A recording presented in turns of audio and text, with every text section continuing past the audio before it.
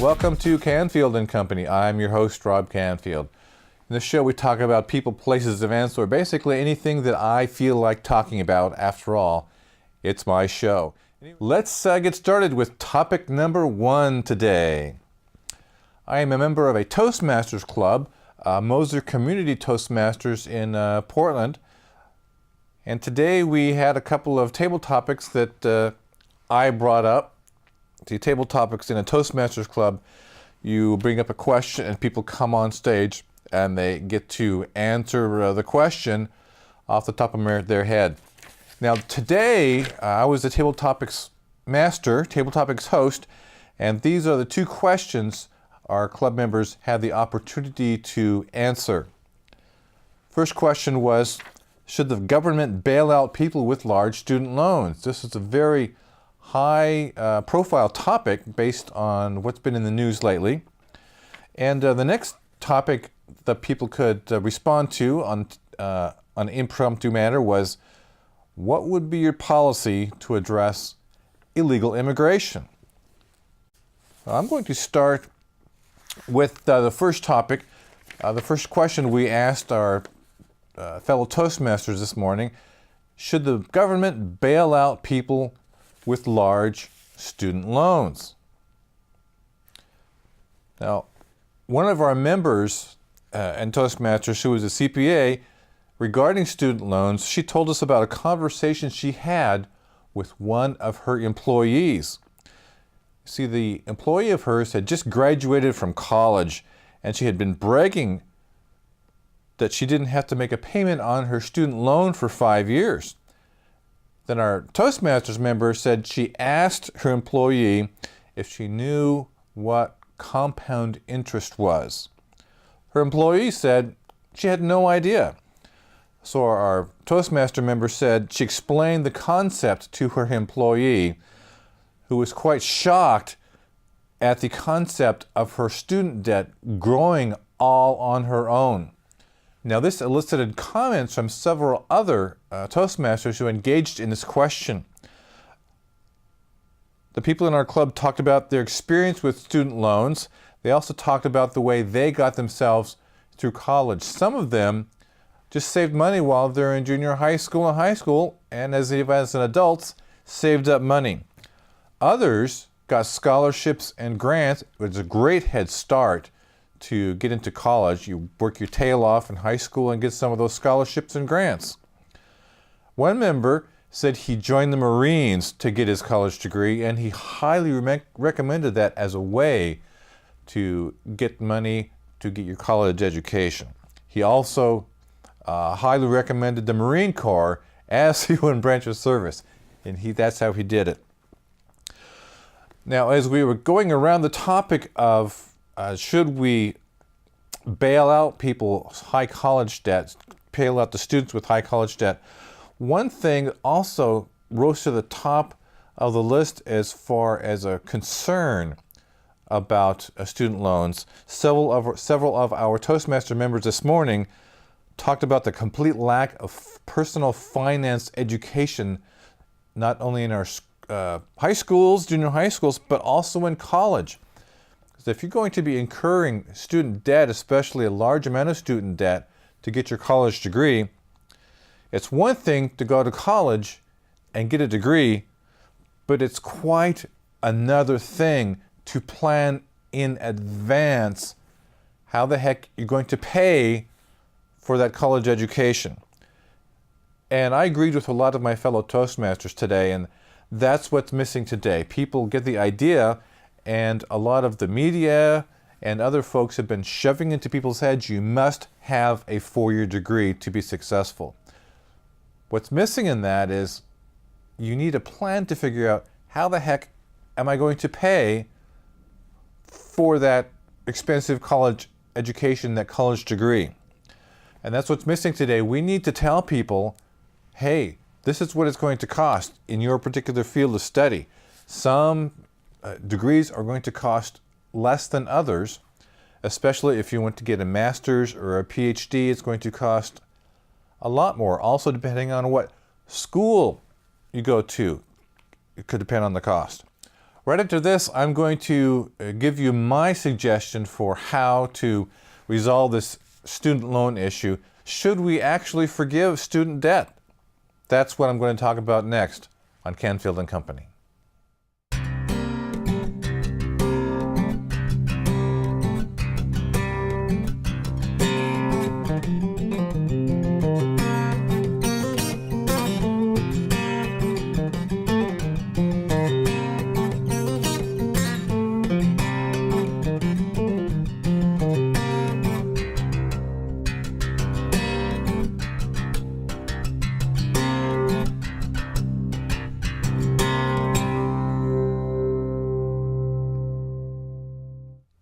Welcome back to Canfield Company. I'm your host, Rob Canfield.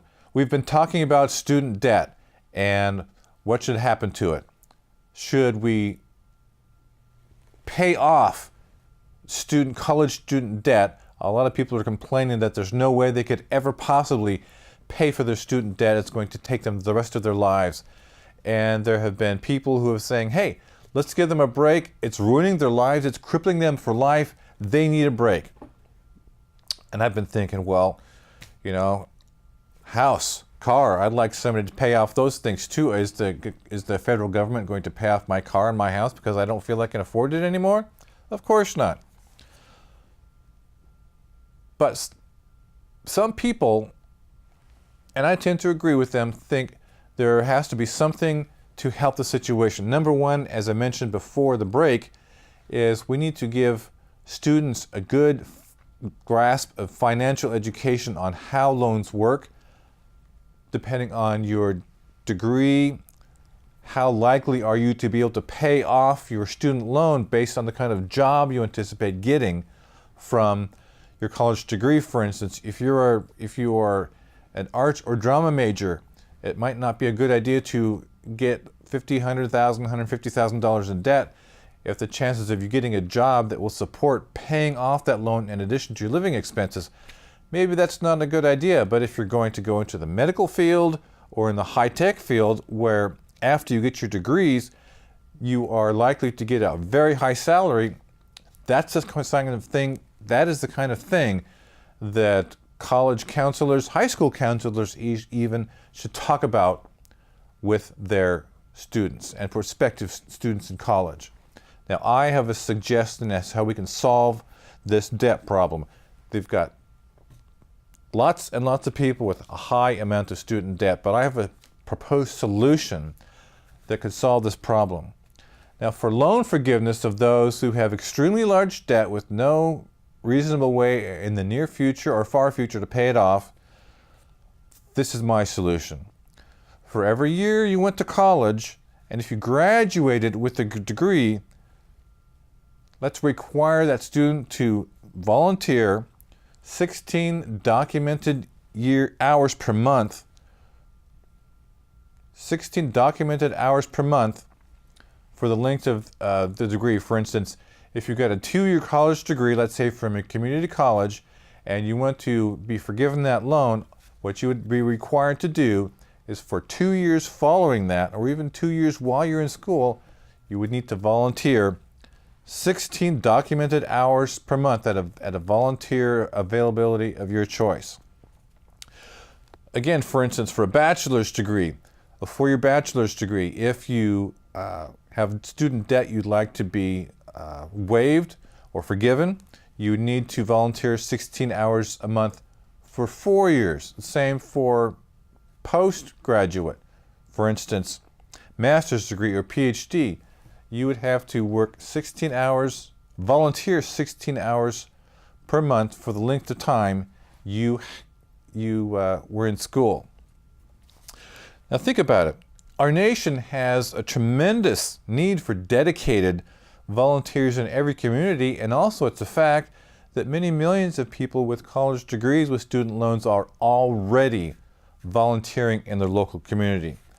So the carrot in this loan forgiveness would be, hey, you put in the required volunteer time, 2 years of volunteering, or 4 years or 5 years of volunteering, based on how long you've been in school. You get your tuition waived or forgiven. Now the stick on the other side of that is nobody gets a free ride. So there would be a carrot and stick methodology to this. If you are a student who graduated from college, 2-year degree, 4-year degree, technical school, master's, PhD, if you graduated from college and you had all this massive debt you were unable to pay off, the carrot would be all that debt gets forgiven if you do the volunteering as I suggested before. Now the stick on the other side of this would be revocation of the college degree credentials for anyone refusing to volunteer the required hours, plus legal action for non-payment of the student debt. So you have your choice. You can pay off your student debt yourself. Absolutely, that would be the number one choice. If you've created so much student debt, let's say you've created a debt of $200,000-$300,000 with a literature degree, there's no way you're going to get an income to pay that off. You could volunteer a required number of hours per month for the time period that you were in college. And the downside of that would be if you don't want to pay your loan yourself, if you don't want to volunteer, then you get your college degree credentials revoked and the government could go after you and sue your tail off, take everything you own for paying off instead of paying off your debt. That's my solution. Do volunteer work, have that entire debt waived, or have your college degree credential revoked and be sued for the differences. Now, I think this would be especially important. I think right now there are many places in the United States where there is a shortage of medical personnel, doctors, nurses, other medical personnel. And it would be a great idea, perhaps it's being done already, to tell a doctor, hey, you want to go to Fritters, North Dakota, where there's no doctors? We will pay you to go to medical school if you agree to serve as a doctor in that town for 5 years. Doesn't that sound like a reasonable thing to do? I think so. So that's my take on the should we forgive student debt. That's it. We'll be back after this with another topic on Canfield Company.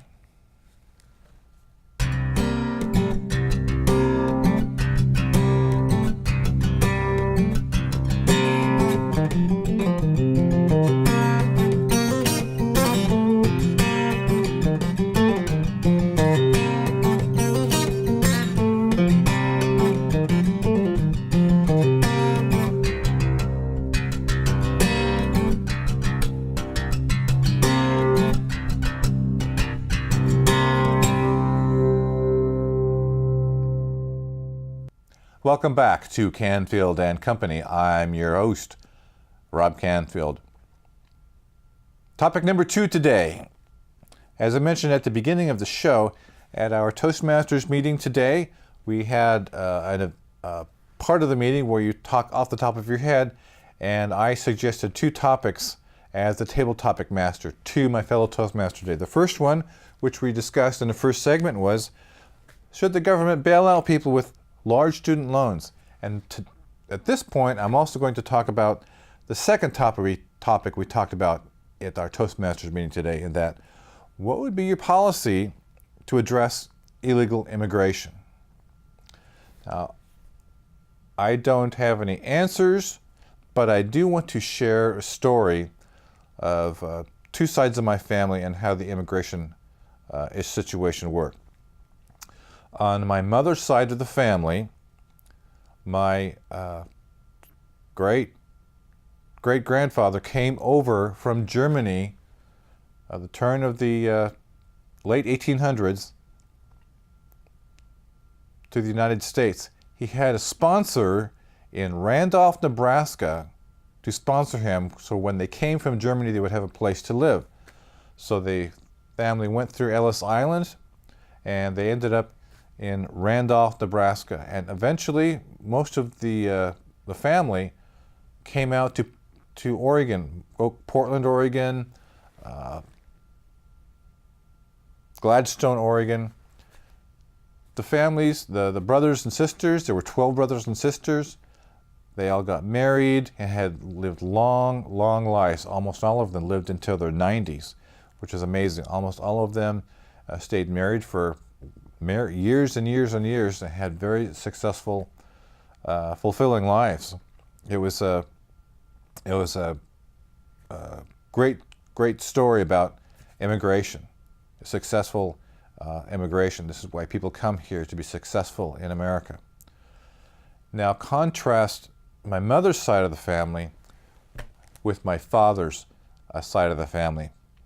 My grandfather, my dad's dad, he came to the United States illegally from England to Canada.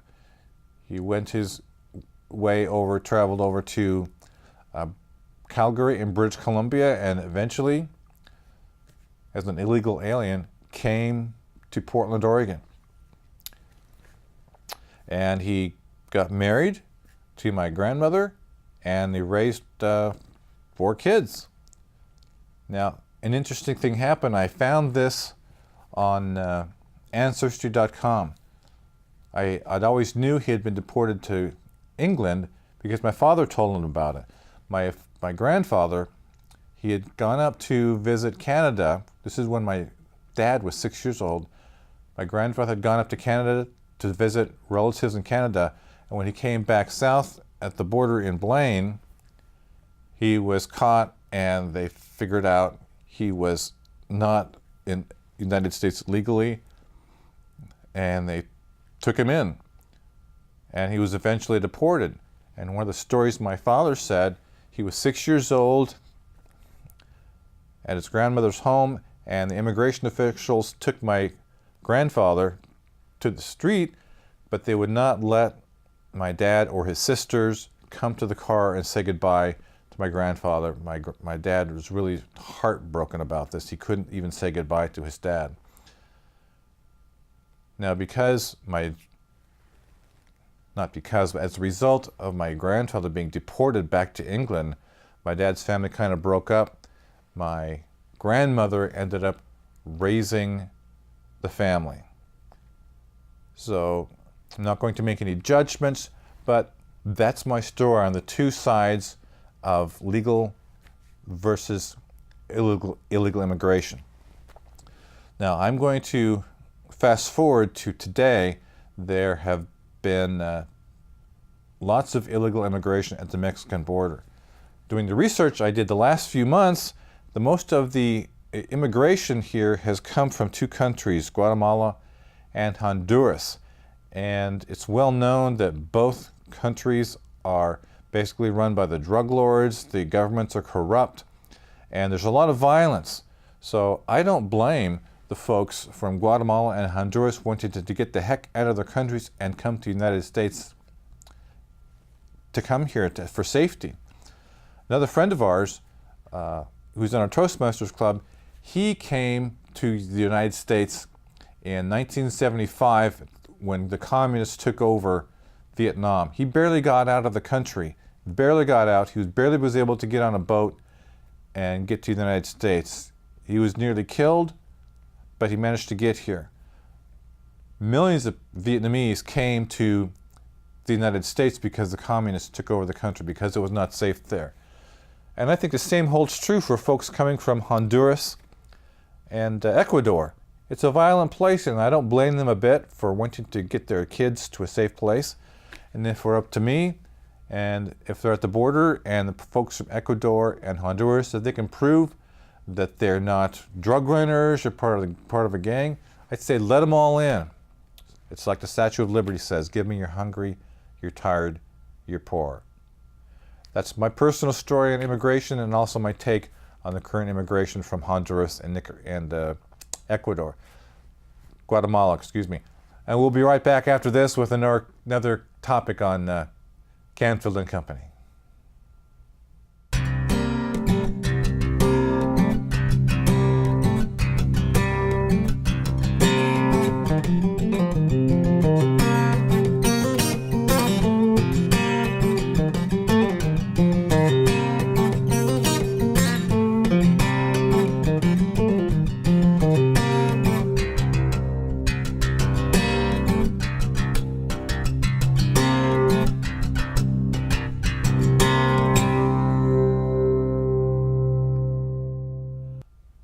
Welcome back to Canfield and Company. I'm your host, Rob Canfield.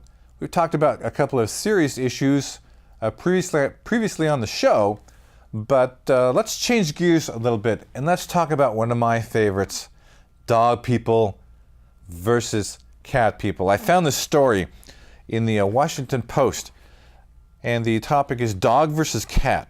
For the first time, a social survey measures owners' happiness and finds a stunning difference. So in 2018, there's something called the General Social Survey. I didn't know this. For the first time, they included a bunch of questions on pet ownership. And they found out, first of all, that nearly 6 in 10 households in the United States have pets. So the study made it possible to see pet ownership and how they overlap with other things of interest, especially to what, according to the article, social scientists. For starters, you break down the data down by pet type, something stunning happens.